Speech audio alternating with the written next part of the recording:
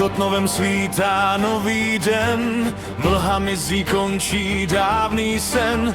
Ve věži zůstává poslední stín, strážce ví, že nadešel jeho čas. Pod kameni čeká starý zámek, v dlani chladí železný klíč. Po staletí chránil tajemství, dnes se kruh uzavírá navždy.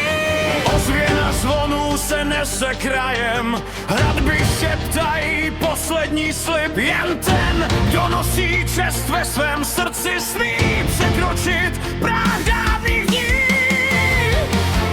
Poslední klíč od Kotnova otevírá bránu vzpomínek.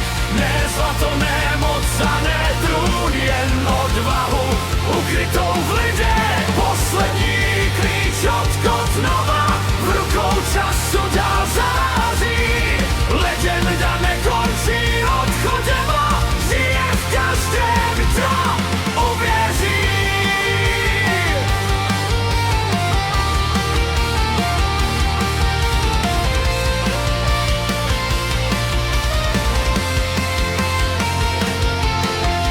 Chodbou kráčí nový poutník sám, v očích nese stejný dávný plán. Na zdi spočine starý meč, pochodeň zapálí nový strážce. Havran třikrát nad věží zakrouží, lužnice tiše zpívá dál.